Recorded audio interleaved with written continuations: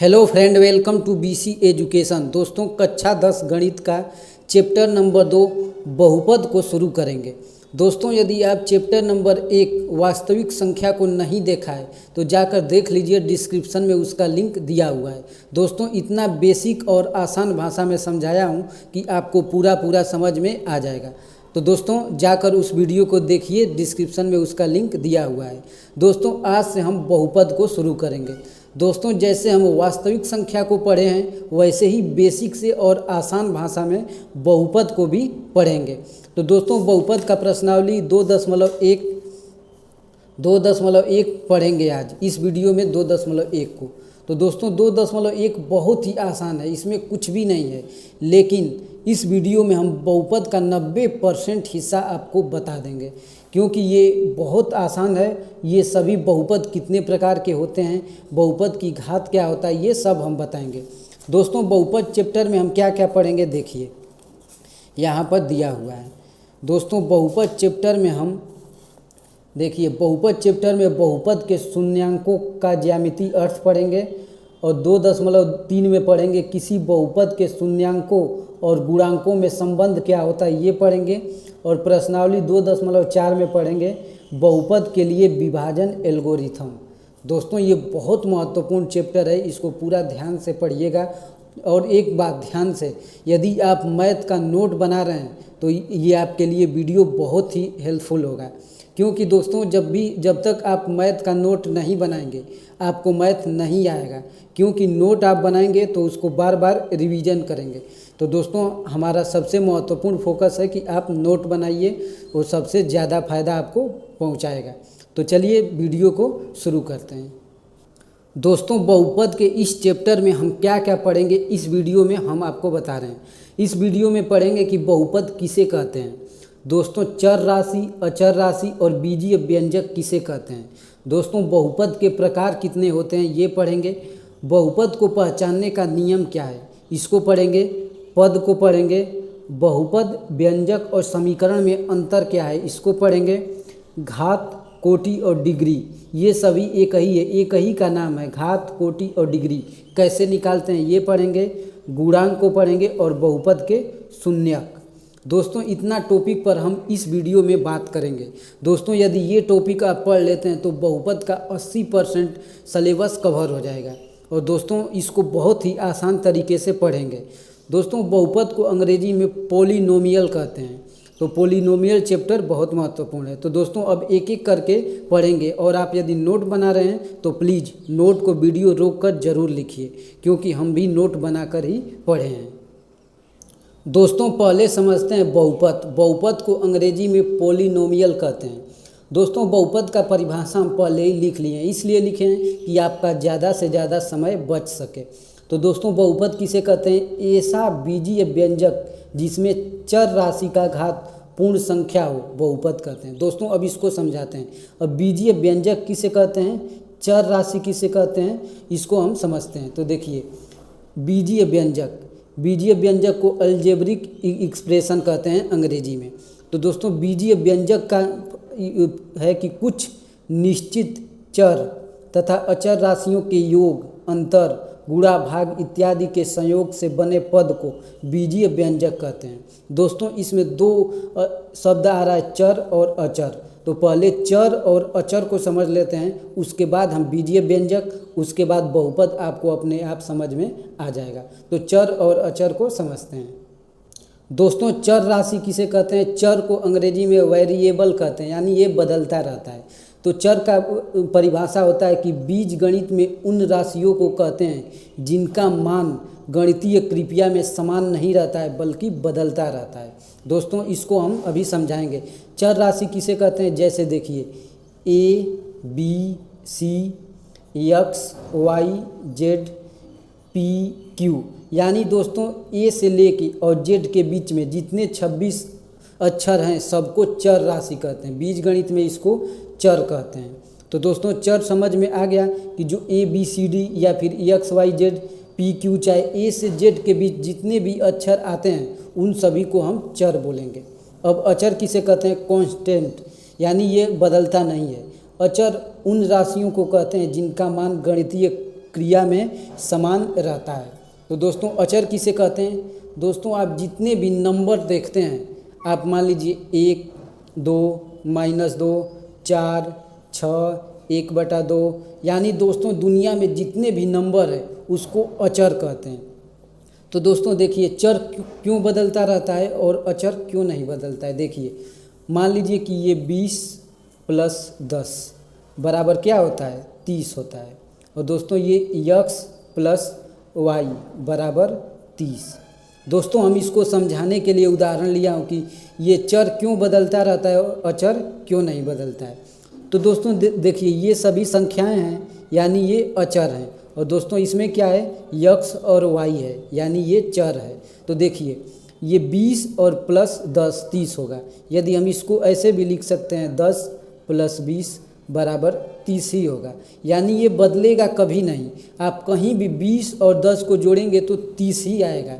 लेकिन देखिए इसको हम x का मान 10 रख दें और +y का मान 20 रख दें तो ये क्या होगा? ये 30 होगा।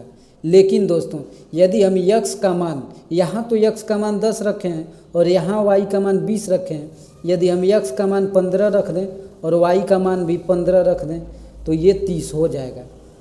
दोस्तों इसी तरह हम x का मान लीजिए 20 रख दें और y का मान 10 रख दें, तब भी ये 30 हो जाएगा। देखिए ये x का मान बदल रहा है और y का मान बदल रहा है, लेकिन वही आ रहा है। तो इसी को हम यहाँ पर लिखे हैं कि चर जो राशि है ये x और y का मान बदलता रहता है। तो चर का मान क्या होता है? बदलता रहता है और ये नहीं बदलता है। तो दोस्तों हम इसको क्या बोलेंगे? इसको बोलेंगे अंकगणित, अंकगणित। और दोस्तों इसको जिसका मान बदलता रहता है इसको क्या बोलते हैं? बीजगणित, बीजगणित। तो दोस्तों ये दोनों में अंतर है, चर और अचर में। देखिए फिर एक बार बता दे रहा हूँ कि चर राशि का मान बदलता रहता है, जैसा कि आपने उदाहरण में यहाँ पर देख लिया। x + y 30 है, लेकिन x का मान 10 रखने पर भी 30 आ रहा है, x का मान 15 रखने पर भी 30 आ रहा है, x का मान 20 रखने पर भी 30 आ रहा है। लेकिन अचर का मान नहीं बदलता है। देखिए ये 20 + 10 है तो ये 30 आएगा। यदि ये 20 का मान ये कभी बदलेगा नहीं। तो दोस्तों ये हो गया अंकगणित और ये हो गया बीजगणित। तो दोस्तों उम्मीद करता हूँ कि आप चर और अचर राशि को बहुत बढ़िया से समझ गए होंगे। अब समझते हैं बीजीय व्यंजक को। देखिए अब बीजीय व्यंजक आपको पूरा समझ में आ जाएगा। देखिए कुछ निश्चित चर तथा अचर राशियों के योग, अंतर, गुणा, भाग इत्यादि के संयोग से बने पद को बीजीय व्यंजक कहते हैं। देखिए चर तथा अचर राशियों के योग, चाहे योग करिए यानी जोड़िए, चाहे घटाइए, चाहे गुणा कीजिए, चाहे भाग कीजिए, इन सभी संयोग से जो पद बनेगा उसको हम बीजीय व्यंजक कहते हैं। देखिए मान लीजिए कि x हो गया +x² + 2x - 4। दोस्तों ये क्या हो गया? ये एक बीजीय व्यंजक हो गया, क्योंकि देखिए इसमें ये चर है, ये अचर है और इसमें जोड़ भी है, घटाना भी है। तो दोस्तों इसके संयोग से जो भी ऐसे बनेगा उसको हम बीजीय व्यंजक बोलेंगे। तो दोस्तों ये आपको समझ में आ गया। जैसे देखिए मान लीजिए 3x² + 2x - 4। दोस्तों ये क्या है? ये बीजीय व्यंजक है। तो दोस्तों बीजीय व्यंजक, चर और अचर आपको समझ में आ गया, तो अब बहुपद भी समझ में आ जाएगा। देखिए बहुपद क्या है? ऐसा बीजीय व्यंजक जिसमें चर राशि का घात पूर्ण संख्या हो उसको बहुपद बोलेंगे। देखिए पूर्ण संख्या किसे कहते हैं? जो 0 से शुरू होता है, 1, 2, 3 और ये अनंत तक चलता है। दोस्तों ये पूर्ण संख्याओं के बारे में हम वास्तविक संख्या चैप्टर नंबर 1 में हम पूरा डिटेल से बताए हैं, उसको जाकर देख लीजिए।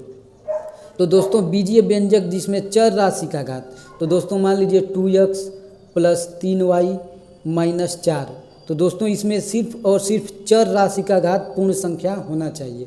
तो चर राशि क्या है? x है, y है। पूर्ण संख्या का मतलब 1 होना चाहिए, चाहे 2 होना चाहिए, चाहे कुछ भी हो, लेकिन इसका घात एक पूर्ण संख्या होना चाहिए, तो उसको हम बहुपद बोलेंगे। तो दोस्तों उम्मीद करता हूँ कि आपको बहुपद, बीजीय व्यंजक, चर और अचर आपको समझ में आ गया होगा। चलते हैं अब अगले टॉपिक पर। दोस्तों बहुपद के प्रकार अब समझते हैं कि बहुपद कितने प्रकार के होते हैं। तो दोस्तों बहुपद कई प्रकार के होते हैं। देखिए एक तो पद के आधार पर, पद के आधार पर और एक घात के आधार पर, यानी घात के आधार पर। तो दोस्तों पहले हम समझते हैं कि पद के आधार पर कितने प्रकार के बहुपद होते हैं। तो दोस्तों 3 प्रकार के बहुपद होते हैं पद के आधार पर। तो लिखेंगे एक पदी, एक पदी दोस्तों पहला हो गया, दूसरा हो गया द्विपदी और तीसरा हो गया त्रिपदी। दोस्तों बहुपद तो वैसे बहुत होते हैं, बहुपद का मतलब ये होता है कि बहुपद यानी अधिकतम पद, लेकिन एक पद, द्विपद और त्रिपदी के बाद वो बहुपद हो जाता है। बहुत सारे पद होते हैं लेकिन पढ़ने के लिए ऐसे पढ़ते हैं। तो एक पदी किसे कहते हैं? जैसे मान लीजिए x स्क्वायर हो गया, इसमें कितने पद हैं? सिर्फ एक पद हैं दोस्तों। जैसे 2x ये भी एक पद है, ये 2xy ये भी एक पद है। तो दोस्तों ये एक पद हो गया। द्विपदी क्या हो गया? जैसे देखिए x स्क्वायर प्लस 2x, दोस्तों x के बाद देखिए ये एक पद हो गया, ये 2 पद हो गया। दोस्तों उसी तरह मान लीजिए कि 3xy प्लस 2y, दोस्तों इसमें भी एक पद हो गया, ये 2 पद हो गया। यानी दोस्तों जो बहुपद के प्रकार है आपको नाम से ही पता चल जाएगा कि ये कैसा बहुपद है। एक पदी यानी एक पद है, द्विपदी यानी 2 पद है और त्रिपदी यानी मान लीजिए 3x square minus 2x minus 4, इसमें कितने पद हैं? एक पद, 2 पद और 3 पद। तो दोस्तों ये पद के आधार पर 3 पद आप ऐसे ही देखकर ही पहचान जाएंगे कि ये कितने पद हैं। दोस्तों देखिए ये हमेशा प्लस और माइनस में ही पहचाना जाएगा। यदि मान लीजिए आप गुणा करते हैं, जैसे मान लीजिए 3x गुणे 4, तो ये एक पद और 2 पद, ये तो एक और 2 पद दिख रहा है लेकिन गुणा करने पर 4 तिहाई 12x यानी एक पद हो जाएगा। तो हम गुणा को नहीं लेते हैं, सिर्फ प्लस को लेते हैं। ये प्लस अलग अलग ही रहेगा, ये जुटेगा नहीं। तो दोस्तों समझ में आ गया कि बहुपद के पद के आधार पर 3 होते हैं, एक पदी, द्विपदी और त्रिपदी। अब घात के आधार पर देखते हैं कि घात के आधार पर कितने प्रकार के होते हैं। देखिए घात के आधार पर होते हैं रैखिक बहुपद, पहला, दूसरा और तीसरा। दोस्तों घात के आधार पर भी 3 होते हैं। एक होता है रैखिक बहुपद, रैखिक बहुपद। रैखिक बहुपद किसे कहते हैं? जिस पर एक घात हो, जिस चर राशि पर एक घात हो उसे रैखिक बहुपद बोलेंगे। जैसे 2x माइनस 3, तो दोस्तों यहाँ पर कुछ भी नहीं है तो एक घात मान सकते हैं, तो ये हो गया रैखिक बहुपद। जैसे मान लीजिए कि √2x प्लस 1, तो दोस्तों इसके ऊपर कुछ भी घात नहीं है तो इस पर 1 मान लेंगे। यानी जिस चर राशि के ऊपर एक घात हो उसको रैखिक बहुपद बोलेंगे। अब दूसरा है द्विघात, द्विघात बहुपद। दोस्तों आप नाम से ही जान गए होंगे कि जिस पर 2 घात हो। जैसे मान लीजिए 2x square plus 4x plus 2, तो देखिए इसमें x का कितना घात है? 2 है, तो इसको हम द्विघात बहुपद बोलेंगे। तीसरा है त्रिघात बहुपद, त्रिघात बहुपद। तो दोस्तों त्रिघात बहुपद में क्या होगा? देखिए 2x क्यूब माइनस 1, तो दोस्तों इसमें क्या है? x का घात कितना दिया है? 3। तो दोस्तों बहुपद कितने प्रकार के हो गए? एक तो पद के आधार पर एक पदी, द्विपदी, त्रिपदी और बहुपदी। और दोस्तों घात के आधार पर रैखिक बहुपद, द्विघात बहुपद और त्रिघात बहुपद। दोस्तों ये तीनों हो गया। देखिए आपके बुक में भी सेम ऐसे ही दिया हुआ है। देखिए दोस्तों पहला है कि रैखिक बहुपद, तो देखिए यहाँ पर एक घात के बहुपद को रैखिक बहुपद कहते हैं। तो दोस्तों ये रैखिक बहुपद हो गया। द्विघात बहुपद किसे कहते हैं? घात 2 के बहुपद को द्विघात बहुपद कहते हैं। जैसे देखिए फार्मूला भी दिया है कि 2x square plus 3x minus 2/5, तो यहाँ पर घात कितना है? x का 2 है, तो इसको द्विघात कहेंगे। और त्रिघात का मतलब 3 घात। देखिए यहाँ पर घात 3 का बहुपद त्रिघात बहुपद कहलाता है। जैसे उदाहरण दिया हुआ है यहाँ पर, देखिए यहाँ पर 3 minus x square plus x cube, यहाँ पर सबसे अधिकतम घात कितना है? 3 है, तो ये त्रिघात बहुपद हो गया। तो दोस्तों हमारे पढ़ाने का मकसद यही है कि आप पूरा बेसिक से समझिए। ये बहुत से बच्चे नहीं पढ़ते हैं, लेकिन यहीं से प्रश्न आपके बुक से ही एग्ज़ाम में आता है। तो दोस्तों हम एक एक बेसिक करके लेके चल रहे हैं। देखिए इसमें भी रैखिक बहुपद, द्विघात बहुपद और त्रिघात बहुपद यहाँ पर दिया हुआ है। तो दोस्तों ये आप पढ़ लिए। अब देखिए इसमें और आगे चलते हैं और बताएंगे कि बहुपद के शून्यांक क्या होते हैं। दोस्तों देखिए यहाँ पर दिया हुआ है कि बहुपद के शून्यांक। तो दोस्तों ये सब हम एक एक करके बताएंगे। तो चलिए अगला पढ़ते हैं। दोस्तों अब पढ़ेंगे कि बहुपद की पहचान। दोस्तों बहुपद को आप कैसे पहचानेंगे? कोई इक्वेशन दे देगा, पूछेगा आप बहुपद को पहचानिए, तो आप कैसे पहचानेंगे कि ये बहुपद है कि नहीं है? दोस्तों इस पर बहुत प्रश्न बनते हैं। आपको 4 ऑप्शन दे देगा और बोलेगा कि निम्नलिखित को बहुपद को पहचानिए, इसमें से कौन सा ऑप्शन बहुपद है? तो दोस्तों आप वहीं पर फंस जाएंगे। ऑब्जेक्टिव क्वेश्चन में भी पूछता है, और यदि आप कंपटीशन के एग्ज़ाम में जाते हैं वहाँ भी आपसे पूछेगा कि बहुपद की पहचान कीजिए। तो दोस्तों इसके नियम क्या है, पहचानने का तरीका क्या है, एक एक करके समझते हैं। तो दोस्तों बहुपद को लिखेंगे px। यदि कहीं भी px आपको दिख जाए, p का मतलब होता है पोलिनोमियल और x का मान बदलता रहता है, इसलिए इसको px लिखते हैं। तो दोस्तों बहुपद को पहचानने के लिए कुछ नियम होता है, उसको हम यहाँ पर लिखूँगा। यदि इतना आप याद कर लेंगे तो बहुपद को आँख बंद करके आप पहचान लेंगे।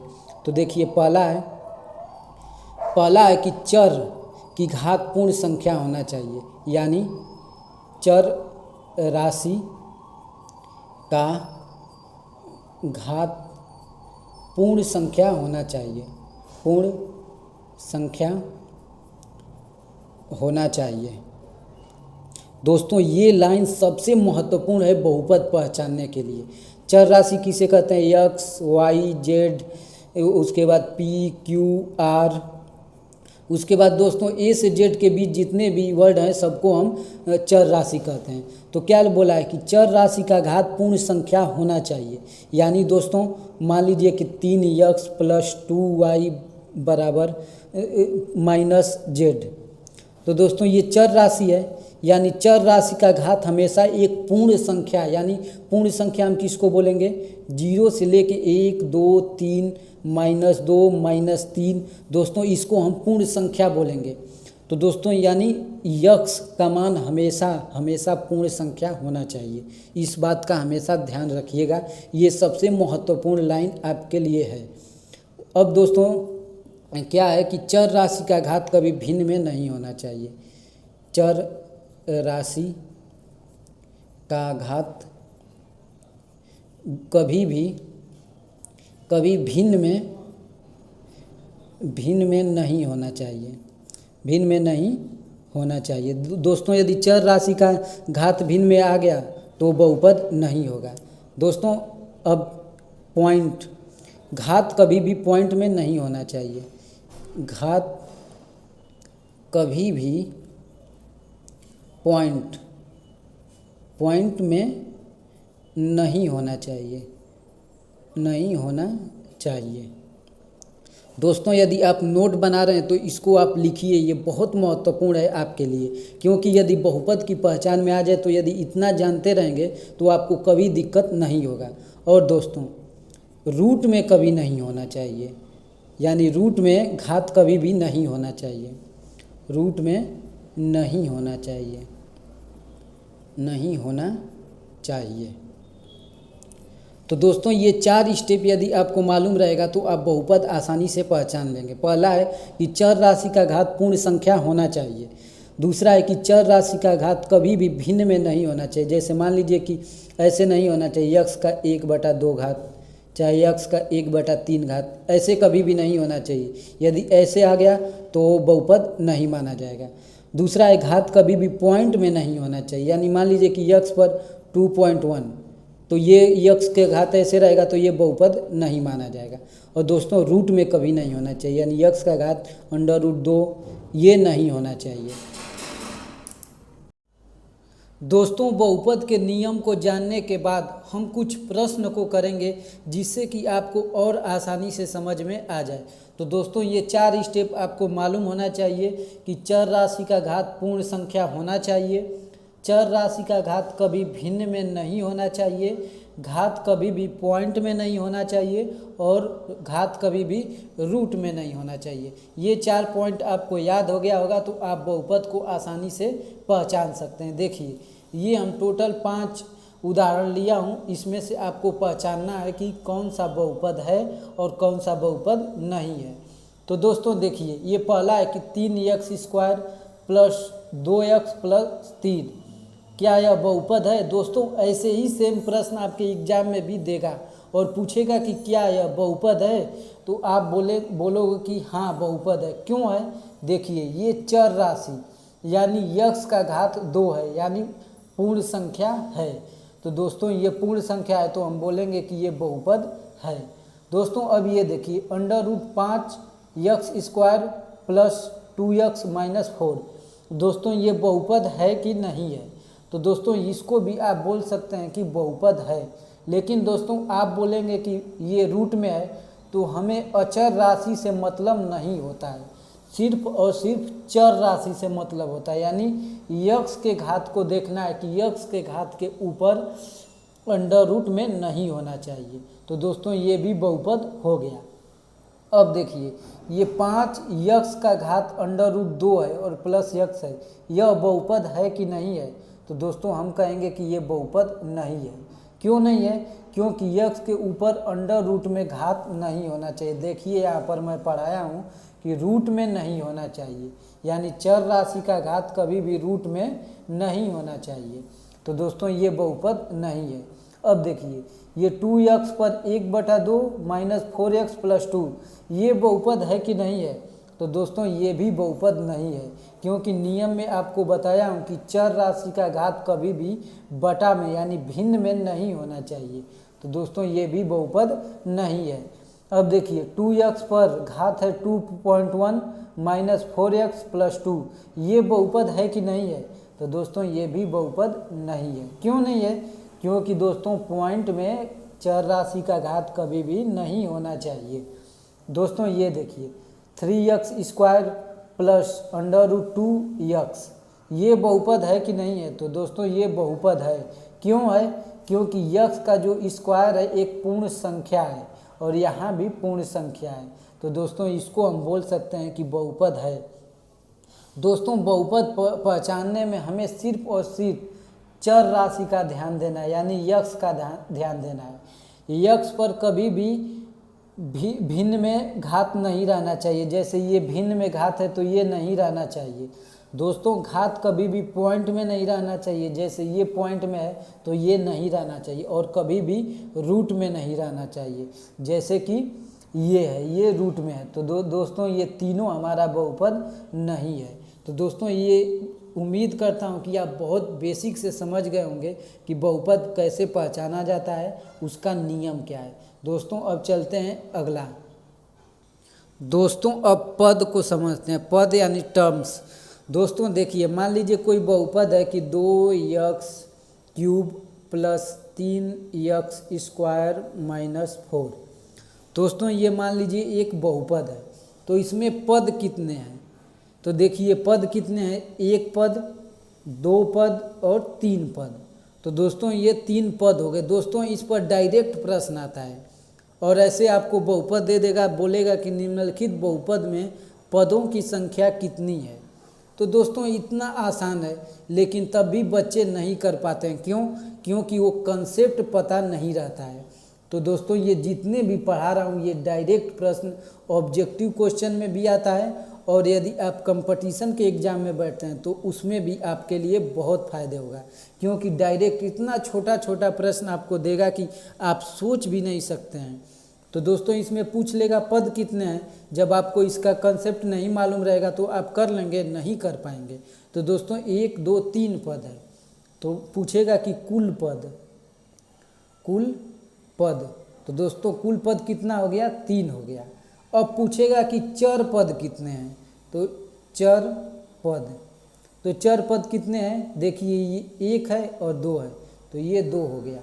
अब बोलेगा कि अचर पद कितने हैं, तो अचर, अचर पद सिर्फ एक है 4, यानी ये अचर पद हो गया।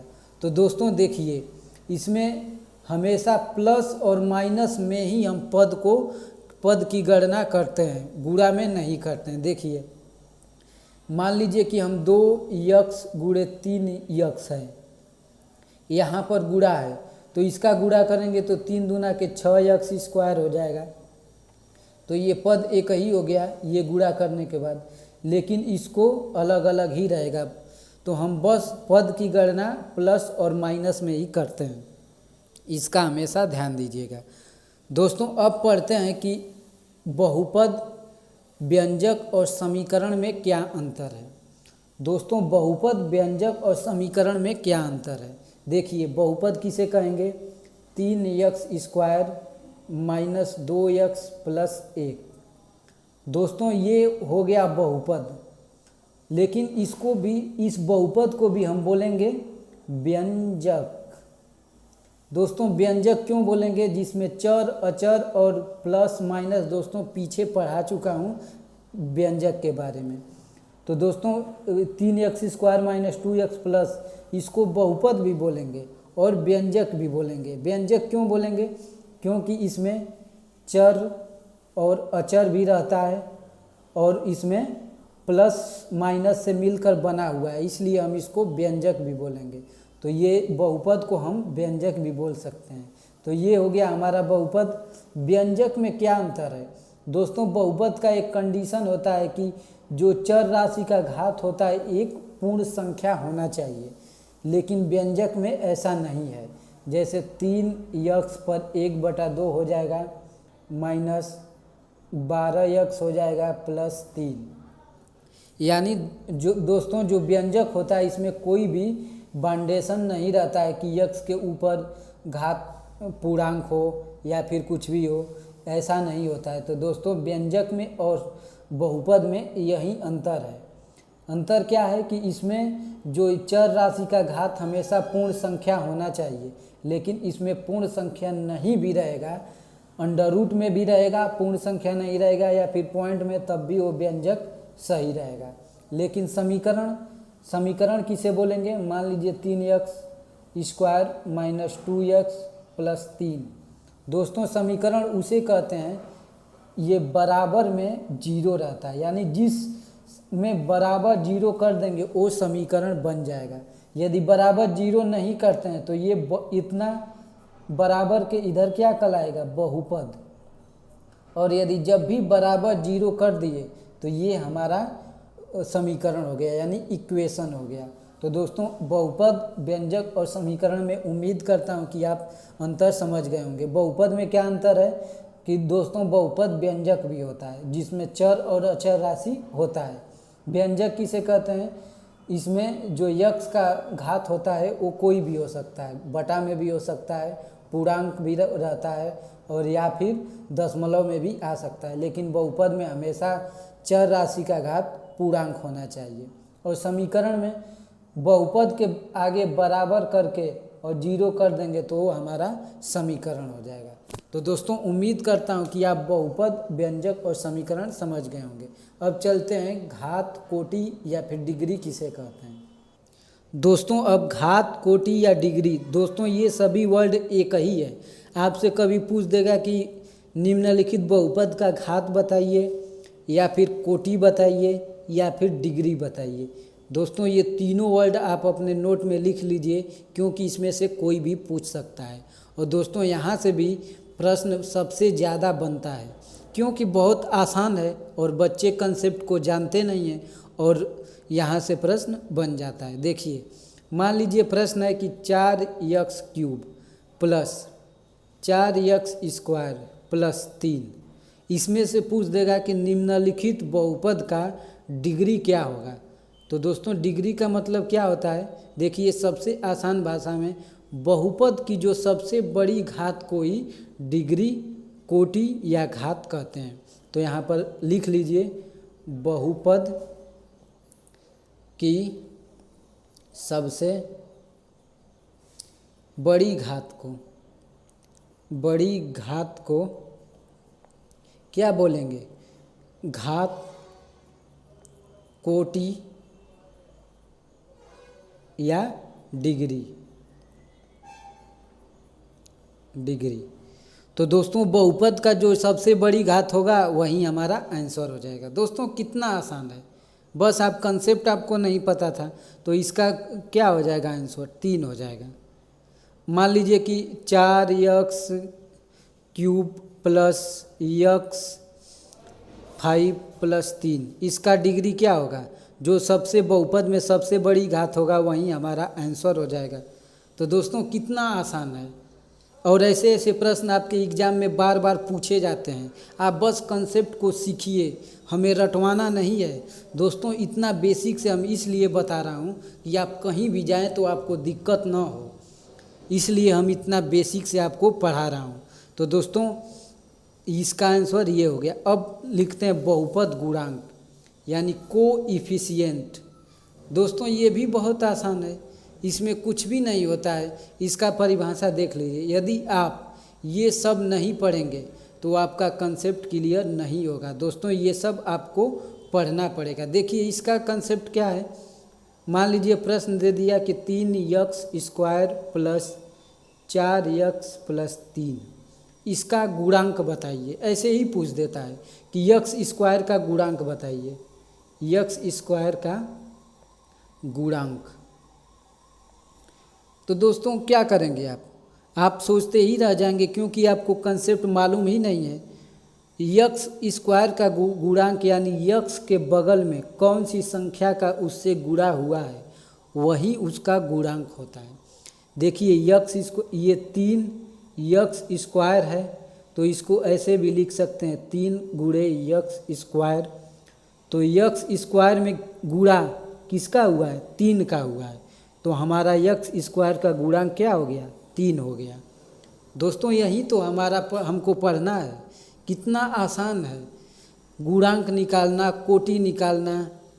दोस्तों बहुपद को पहचानना, पद को पहचानना, बहुपद समीकरण को पहचानना कितना आसान है, लेकिन कंसेप्ट मालूम नहीं रहता है। लेकिन ये वीडियो देखने के बाद आप कहीं भी नहीं बोल पाएंगे कि हमें बहुपद का गुणांक, कोटि ये सब नहीं मालूम है। दोस्तों यदि आप अच्छा तरह से पढ़ते हैं, नोट बना लीजिए इसका, क्योंकि इसमें इतना शब्द है कि आप याद नहीं रख पाएंगे, और नोट रहेगा तो रिवीजन कर लेंगे तो आपको याद रहेगा। तो दोस्तों x का गुणांक 3। अब मान लीजिए कि 5x³ प्लस 3x² प्लस 2, इसमें x³ का गुणांक क्या होगा, गुणांक क्या होगा। आप आंख बंद करके बोल देंगे x³ का पूछ रहा है तो x³ का 5 होगा, क्योंकि 5 इसके साथ गुणा है। यदि मान लीजिए कि यहाँ पर कुछ भी न रहे और x² का पूछ दे तो क्या बोलेंगे, यहाँ कुछ भी नहीं तो 1 होगा। तो दोस्तों उम्मीद करता हूँ कि बहुपद का गुणांक भी आप समझ गए होंगे। गुणांक का मतलब जो बगल वाली संख्या से गुणा होगा वही गुणांक होता है। तो दोस्तों अब चलते हैं बहुपद का शून्यांक को सीखते हैं। दोस्तों बहुपद का शून्यक क्या होता है, सबसे आसान भाषा में यहाँ पर इसका परिभाषा लिख देता हूँ। देखिए चर राशि का ऐसा मान जो बहुपद में रखने पर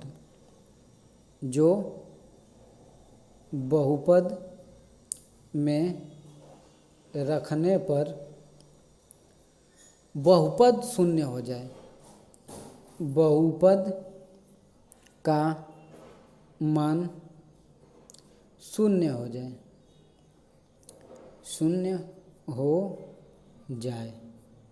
दोस्तों ये कितना आसान है। देखिए चर राशि का ऐसा मान जो बहुपद में रखने पर बहुपद का मान शून्य हो जाए। अब देखिए इसको प्रश्न कैसे आएगा, ये px ये बहुपद का मान है। दोस्तों ये बहुपद का ये पहचान है, बराबर 3x प्लस 9। दोस्तों इसमें ऐसा कौन सी संख्या रखी जाए x का कि जो मान शून्य हो जाए। तो हम क्या करेंगे, देखिए ये 3x और इस प्लस 9 है तो इधर कर देंगे तो -9 हो जाएगा। तो x बराबर क्या आ जाएगा, ये 3 से 3 कट जाएगा तो माइनस का 3 आ जाएगा। यानी यक्स का मान, चर का मान -3 रखने पर बहुपद 0 हो जाएगा। दोस्तों हम ऐसे ही निकालते हैं, कितना आसान है। देखिए अब इसको हम देख भी लेते हैं। यक्स का मान -3 रखते हैं तो इसमें रखेंगे तो 3x + 9 में यक्स का मान -3 रखने पर तो 3 और -3 प्लस का 9, तो ये 3 तिया 9 हो गया, माइनस का 9 प्लस 9, ये माइनस का ये प्लस का, ये दोनों कट के क्या हो जाएगा 0। तो दोस्तों हमारा बहुपद का मान 0 आ गया, यानी इसका शून्य क्या हो गया -3। अब एक और उदाहरण ले लेते हैं इसके लिए। मान लीजिए कि px बराबर 5x + 2, इसका शून्य क्या होगा। तो आपको कुछ भी नहीं करना है, 5x बराबर ये प्लस का 2 है तो इधर आएगा तो माइनस का 2 हो जाएगा। तो x बराबर क्या हो जाएगा -2/5। दोस्तों यही हमारा शून्यक हो गया, शून्यक। अब कहेंगे कि कैसे।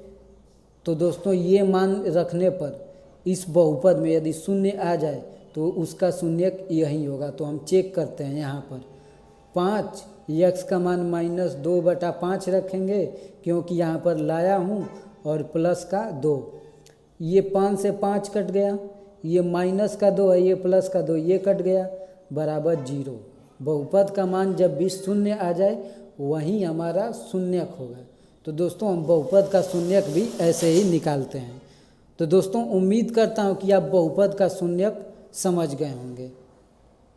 दोस्तों बहुपद में हम एक एक टॉपिक इसमें से पढ़ चुके हैं। देखिए पहले पढ़े हैं बहुपद किसे कहते हैं, उसके बाद चर, अचर और बीजीय व्यंजक, बहुपद के प्रकार। दोस्तों ये सब एक एक करके, और लास्ट में बहुपद के शून्यक। दोस्तों ये सब पढ़ चुके हैं, और इस पर दोस्तों इन सभी पर टॉपिक पर हमेशा प्रश्न बनते हैं। दोस्तों यदि समझ में नहीं आया तो एक बार और वीडियो देख लीजिएगा, आपको पूरा समझ में आ जाएगा। दोस्तों अब चलते हैं अपने प्रश्नावली 1.1 पर। दोस्तों प्रश्नावली 1.1 बहुत ही आसान है, और ये सभी ग्राफ ऐसे आपको एग्जाम में दे देगा और पूछ देगा। क्या पूछेगा कि शून्यक की संख्या बताइए। तो दोस्तों शून्यक की संख्या आपको बताया हूँ कि वह मान रखने पर 0 हो जाए। यानी दोस्तों इसमें कुछ अलग है। देखिए लिखा है कि किसी बहुपद px के लिए y बराबर px का ग्राफ नीचे आकृति 2.10 में दिया हुआ है। प्रत्येक स्थिति में px के शून्यकों की संख्या ज्ञात कीजिए। तो दोस्तों हमें क्या करना रहता है, x अक्ष पर कितनी बार काट रहा है वो ये लाइन, जहाँ पर ये काटेगा वहीं शून्यक हो जाएगा। तो हमारा x अक्ष पर जितना बार काटेगा वहीं हमारा शून्यक, उतना शून्यक हो जाएगा। तो पहले हम इसको ग्राफ को समझ लेते हैं। देखिए x अक्ष एक और प्लस रहता है, एक और माइनस रहता है, और ऊपर में y रहता है, y प्लस और y माइनस।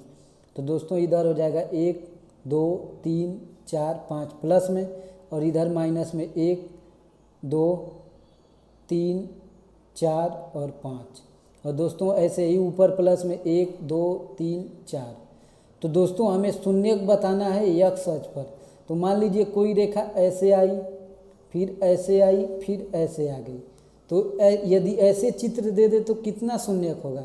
देखिए एक जगह काटा तो 1 शून्यक, 2 जगह काटा तो 2 शून्यक, और 3 जगह काटा तो 3 शून्यक। तो दोस्तों हमें बस यही बताना है और कुछ भी नहीं। ये बहुत आसान है। देखिए अब हम इसको करते हैं। देखिए चित्र 1 में क्या दिया है कि x अक्ष पर कहाँ काट रहा है, इस पर काट ही नहीं रहा है, तो हमारा 0 यानी 0 शून्यक होगा 1 में।